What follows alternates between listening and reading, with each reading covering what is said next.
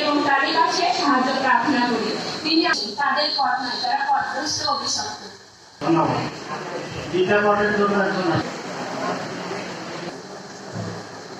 আমার নাম Nobel president high স্কুলের শিক্ষার্থী। সেলফিয়ান ট্রফি গ্রহণের জন্য দলনতা এবং এই চ্যাম্পিয়নটা পরে নেই, আগে ব্যক্তিগত দিয়ে দেয়। সনদ এবং মেডেল অনামিকা তার আশা অনেক অল্প নাম্বারের জন্য 2, 3, 4, 1 এরকম নাম্বারে কম বেশিতে বিজয়ী হয়ে যাচ্ছে। প্রতিযোগিতার বিষয় হলো কেবল আইনি কঠোর প্রয়োগই পারে দুর্নীতি প্রতিরোধ করতে। এই বিষয়ে পক্ষে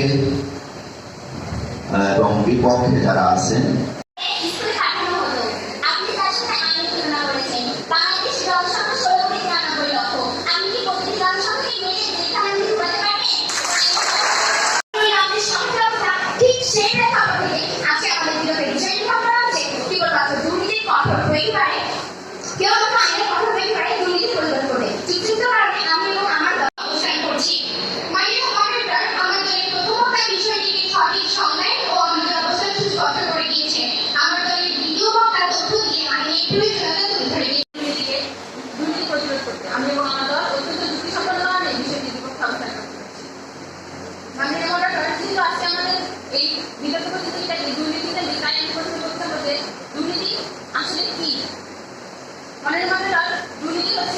সেই সকল অসুবিধা বা ফৌজদারি অপরাধ যা কোনো ব্যক্তি বা সমাজে যারা সংযুক্ত হয় তাদের অবসর সুবিধা অর্জন এবং নিজের